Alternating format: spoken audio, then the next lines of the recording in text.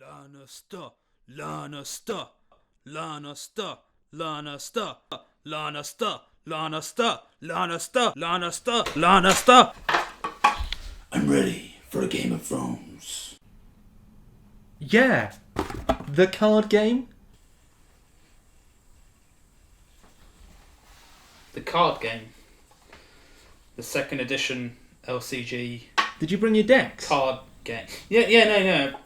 Yeah, no, I did bring my deck. I just brought these just in case you meant not the card game.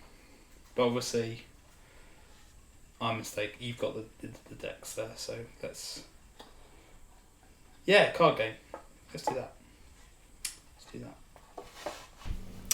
In a Game of Thrones, players come to the table with their decks to challenge and battle over Westeros. Games can be either joust, which is 2-player, or 3 or more players can play the melee format. Now, a deck consists of 3 different parts. We've got the faction and agenda that you're bringing along. We've got the plot deck, and we've also got the draw deck. The draw deck comprises of events. It comprises of characters, locations, and any attachments, weapons you want to bring along. So the game works in rounds, and in each round there are 7 phases. Each part of the phase is performed by each player before moving on to the next phase. So the first phase is simply picking a plot card from your plots. Now, you can only pick your unused cards, so while the game continues, your options will dwindle. For instance, I'm going to play Filthy Accusations, and then cover these so no opponent can see my plot deck. And the plot card allows you to do different actions, but it also tells you your gold for the turn, your initiative. Highest initiative will choose which order we'll go in, and your claim value. Your claim value is very important, and we'll get to that a bit later. Once everyone has chosen a plot and revealed their plot, we go to the draw phase. During the draw phase, you take 2 cards from your draw deck into your hand. Now, we move to the marshalling phase. The marshalling phase is where you marshal your cards and bring them into play. So, as you'll see right now, I've got Tywin Lannister and Littlefinger, both out, ready to defend. But I might have to help them just in case. So these are 2 character cards, and what you'll see from the character cards is we've got their cost in the top left, and that's for all cards in your draw deck. We've got the challenge icons, which they can't participate in. The shield shows their strength, and then the text box gives you their special abilities and any rules they affect. So, for an example, I'm going to play an attachment now and give a bodyguard to Tywin. This is someone who will jump in and protect Tywin if he gets in a scrap. I'll also play Castle Rock, which is a location and stays below my characters, and that will allow me to perform an additional intrigue challenge each challenge phase. So that's basically what you can do. You can get your attachments, you can get your locations and your characters out, and sometimes you can play events, but you'll probably want to hold them back for the challenges phase, which happens right after marshalling. So then the first player will go first and attack. Now, challenges work by the attacker declaring attackers and calculating their total strength, and then the defenders declaring defenders and declaring their total defense strength. Now, if it's a tie, or if the attacker gets higher strength, they win. And if the defender manages to hold off and get a higher strength, they defend and nothing happens. So, what are the challenge types?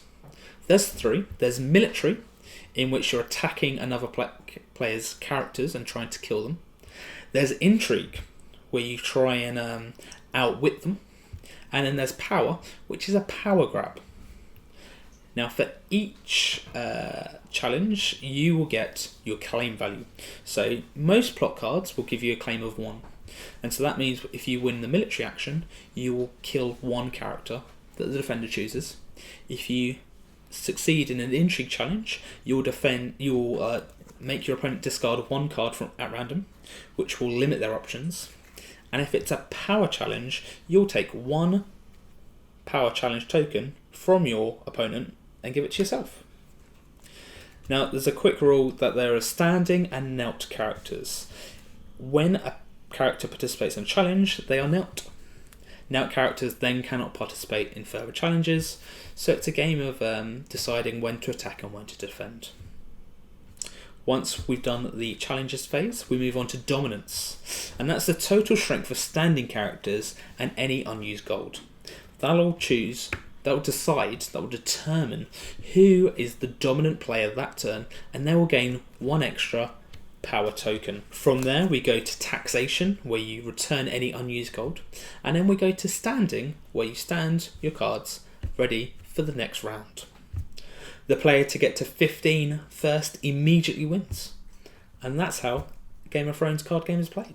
Now this game is absolutely dripping in theme. It's in every single aspect of every single card, and if you are a fan of Game of Thrones, or perhaps you've read Song of Ice and Fire, everything you look at, you'll be like, yeah, I completely get that, I completely understand. And it's really nice, as a fan of the series, to get those little moments of recognition as everything plays out, and to have the narratives of different characters doing different things, and really kind of shining through as you know that they should act. The factions, each faction plays completely differently, has completely different aspects to it. The Lannisters, as you'd expect, are all about getting that gold in, and then kind of being really sneaky and using their intrigue to get to where they want to be. The Night's Watch are instead much more defensive. They stay strong, defending the wall, which is a kind of big central card for them, and just waiting it out, just swatting back every attack, and getting their goal, getting their power that way to victory. And the characters too. Each character makes sense. They perform as you would expect them to, which is really really nice. Like Littlefinger, he's not good at attacking, so he's never been a military kind of guy, so he's not got a military icon. But he's wily. He sneaks around. He skulks. So of course he's got an intrigue icon, and he's got a power icon. And as Master of Coin, he knows what he's doing with his gold, so he'll give you a little bit of extra of that as well. Now this also shines through into the challenges, the kind of the core of the game. Sometimes in Game of Thrones, the best thing you can do is just sit back and watch as your opponents throw themselves at each other or at you, and just kind of deal with that as it comes, just kind of placating everything.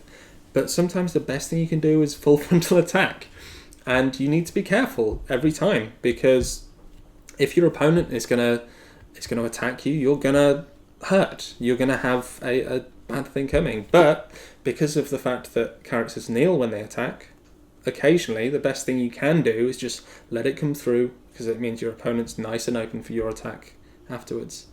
But even then, you can't be sure you're going to be safe and that's all going to work out, because if your opponent swings at you with a big attack, there's so many cards that they can play that are relatively low cost, that will kill characters, wipe characters' powers out, give the opponent extra power, extra cards. It's a nightmare. Everything's terrifying at all times. You're never safe. And that's exactly as it should be in a Game of Thrones. So one of the questions you want to ask yourself when looking at this game is, does it have a place in your life alongside the other LCGs? And it's quite challenging, because a lot of the other LCGs obviously have their very own mechanics, their very own complexities. It's not as in-depth and intensive as Netrunner, but it is quite similar to Star Wars. And really what you've got to ask yourself is, will the theme carry enough for you? Because mechanically it's a great battling game, but out of the box it can also support more than 2 players, which Star Wars can't without the expansions. So in this LCG filled world, I think it holds its own place against the rest. Now, Game of Thrones, the card game, was the very first LCG that Fantasy Flight put out. And they've obviously learned a lot since then. This is a much more simplified version of the game, and it is absolutely stunning. All of the cards are beautiful, and it's a lovely game to put down on the table. And all of that, coupled with the fact that we are so early in the game's life cycle right now, being right at the beginning, means that this is a fantastic game for newcomers to LCGs, or just somebody looking for a new LCG to dive into, rather than a kind of overwhelming number of cards that there are in the original Game of Thrones and other LCGs. There's a fairly limited pool at the moment, but not too limited. I mean, in that core set you get 8 different factions, and you get 192 different character attachment, your player cards, which is a whole host to go through. Most of those, there's only one of each card, and there are a couple that's duplicated. But that means that you've got all of the characters that you're expecting from this game from the get-go, which is great. If you want to be to play fairly casually and just play with the characters that you like, let's say you're a big fan of the Starks and the Night's Watch, the core set allows for that. In the back of the manual, there's 4 different decks that it suggests to put together, which are basically just all of one faction plus all of another faction and a couple of neutral cards. So it means that you've got 4 decks that you can sit down and... Now, those decks are all well and good, but if you're wanting to play a bit more competitive, you're going to want multiple copies of each character that you're putting into your deck. You can have a maximum of 3, and unfortunately the only way to get 3 copies of somebody like Ned Stark at the moment is to buy 3 copies of the core set, which all of a sudden just ranks up that initial cost quite dramatically. But on the flip side of that, you're not going to dive straight into 3 core sets. You're going to want to test out, experience, kind of feel out the game, make sure it's for you first. So you probably want to get, if there's you and a friend, maybe get 2 core sets between you, and then you can mix and match cards as you go along and get a couple of duplicates in your deck so that you've got a good feel for it. But other than that, it's a really nice thing to get set up with and get going into the game. So, Game of Thrones, the card game 2nd edition, has grabbed me like no other LCG has so far. I was a little bit late for Netrunner and Star Wars, really, but this, I've jumped right in and I'm thoroughly invested. And I know you've been having a lot of fun with it as well. Yes, definitely. I'm a big fan of Star Wars and big fan of Netrunner. Sort of dropped off in Netrunner. Star Wars I'm trying to hold on to. I mean, it is difficult being invested in these games and being able to play so many different ones at a time, but we've really dug in. We bought 2 core sets each. I think that's probably the best review we could say, and it's fun, and we're still having fun. I'm having a lot more fun now I'm winning. I don't know if that's a direct if there's a correlation. It's funny because I'm having less fun since that started. Right, okay, yeah. Yeah, I mean, I think it's like you say, any LCG takes a lot of time and effort and money. Like, you need to be keeping up with it if you want to be competitive. You need to be buying all the packs that come out. And when you're looking at what you need to do to get into Star Wars or Netrunner, ultimately it's spend a whole lot of money on the offset. And that's just the nature of a LCG further down its lifespan. Like, in 2 years' time, this will be in the same position. Yeah. But right now, this is a great starting point for any LCG. Yeah. And definitely, don't get us wrong, we want to be competitive. Yeah. Oh, yeah. We've already found the next store tournament. Yeah. And we plan to practice thoroughly and constantly and then go and play. It really has grabbed us. And, I mean, for the reasons we've mentioned, it's early. I love the plot deck. Yeah. It's incredibly thematic, and it's another. I mean, it's been revised, so they've FFG have learnt the lessons from the first edition, and they've brought out this beautiful, wonderful product. I mean, the art is fantastic. We've not mentioned the art. I mean, it's pretty much a given from FFG. Yeah, I mean, Yeah. yeah, as always, like any FFG game at the moment is just of such a high standard of kind of quality, and the artwork, as you say, is always superb, and that's no different here. The game is beautiful, a beautiful thing to lay out on the table, as I mentioned earlier. But it's lovely. Like, Yeah. and kind of moving forward, they're holding to what seems to be a fairly regular schedule of what they're calling chapter packs, of which are the smaller expansions and the big box kind of deluxe expansions. So it's going to be a truly living card game that's going to have some legs to it. It's going to be constantly expanding and evolving as times go on, which is great if you want a game that will change. Yeah. Definitely. If you're not wanting that, that's fine as well. Just buy what you want and stick with that with your friends. Yeah. So I think the only question left, Richard, is does Rolling Dice Show recommend a Game of Thrones, the LCG, 2nd edition?